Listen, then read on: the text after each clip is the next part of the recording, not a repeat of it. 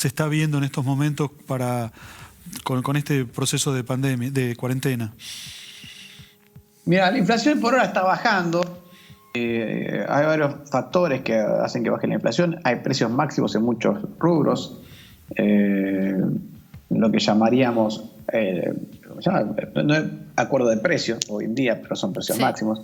Otros rubros que directamente tienen los precios congelados, caso tarifa de servicios públicos, no se aumentan las tarifas de servicios públicos desde marzo del año pasado. Tenemos el dólar congelado y también es cierto que con esta pandemia, esta cuarentena y la inmovilización de la gente, también se ha estado inmovilizando dinero, ¿no? Exacto, sí.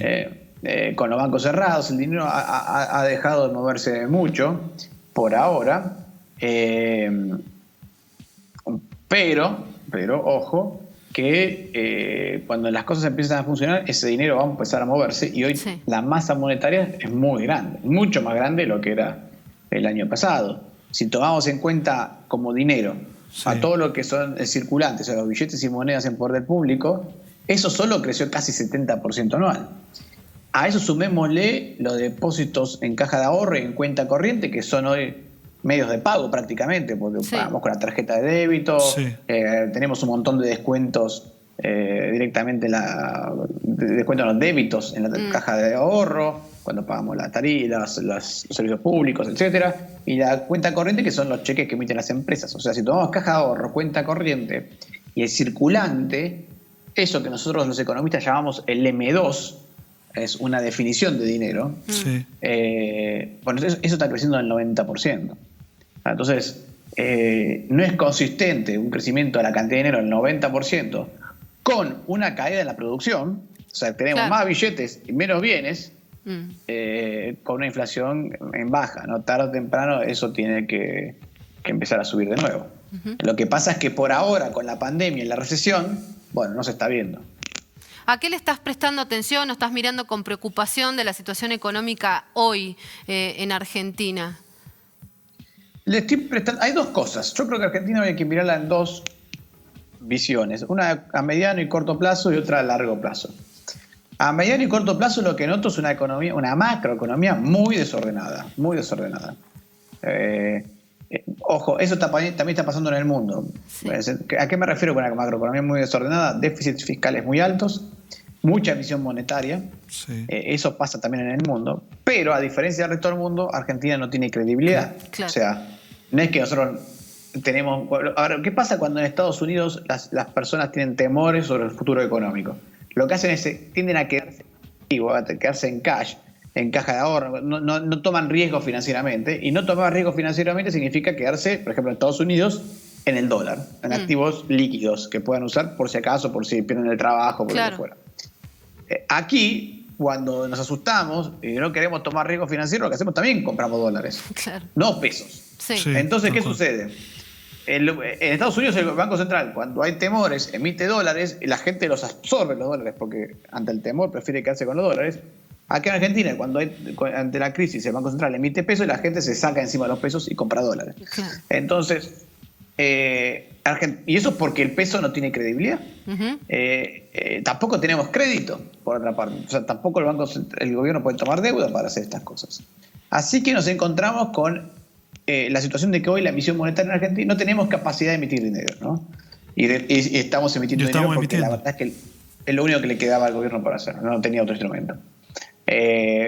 A ver, con esta, así como planteó la cuarentena el gobierno, ¿no?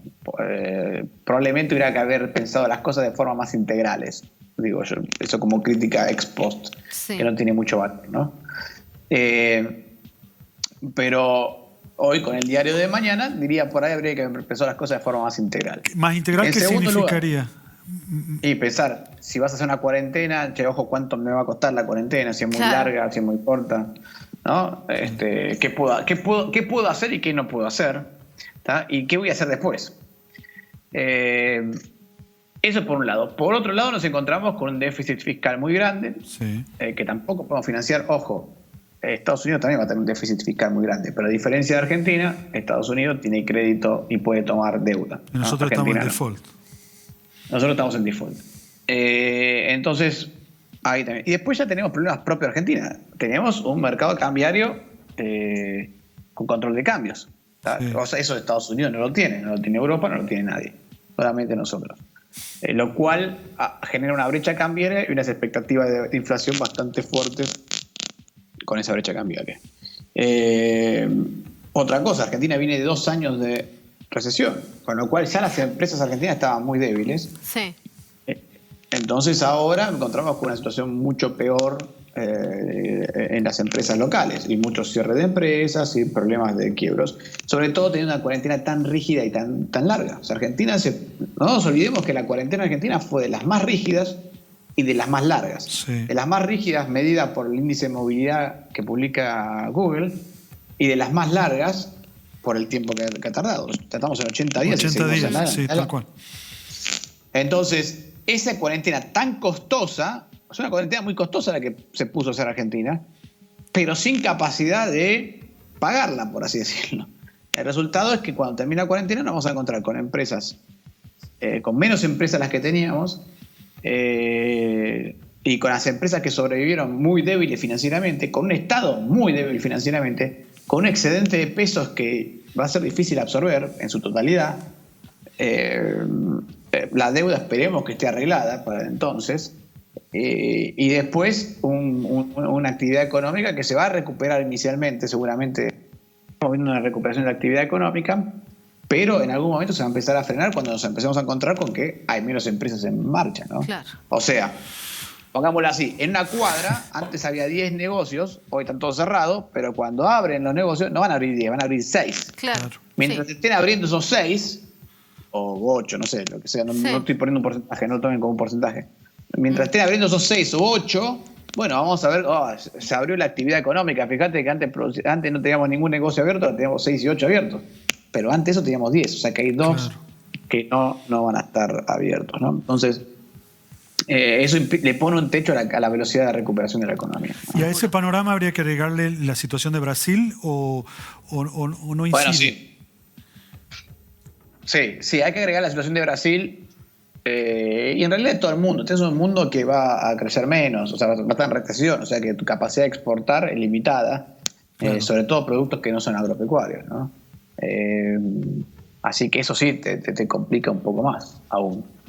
¿Y el final de la película, o sea, ¿cuándo podemos tener un oxígeno, una posibilidad de esperanza de que esto empezamos a ver el despegue? Despegue, no sé, rebote. Yo creo que cuando se acabe la pandemia vamos a empezar a ver un rebote, ¿no? Bien. Con un riesgo inflacionario. O sea, el rebote no va a venir libre de problemas. Correcto. Va a venir con un despegue inflacionario, seguramente. Ahora bien, todo esto es el mediano y corto plazo. Mirando la estructura económica argentina a largo plazo, no queda en duda de que Argentina necesita reformas estructurales pro mercado, pro capitalismo, ¿tá? Porque Argentina dejó de crecer en el 2011, o sea, sí ha tenido años de... Ojo, no malentiendan, no es que no ha tenido años de crecimiento, esto ya me lo han preguntado. Ahí hemos tenido años de crecimiento, pero cada año de crecimiento lo ha seguido un año de caída. Claro. Entonces, en términos estructurales, Argentina no crece desde el 2011 y el PBI per cápita viene cayendo desde el 2011. Hoy tenemos el PBI per cápita que teníamos en el 2006. ¿Está bien? O sea que retrocedimos 14 años.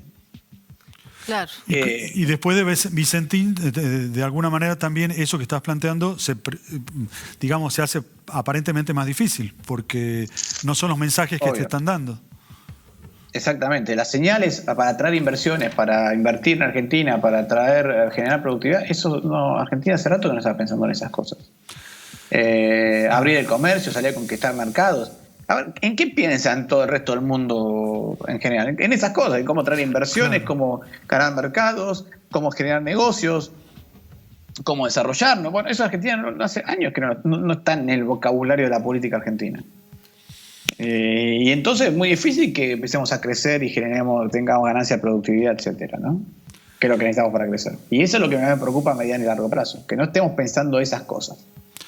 Bien, Fausto, muchísimas gracias. Clarísimo, muy amable y gracias por haber compartido con los tucumanos y en Panorama Tucumano tu saber. Muchas gracias. Gracias. Gracias a ustedes. Hasta luego. Adiós. Chaucito. Hasta luego.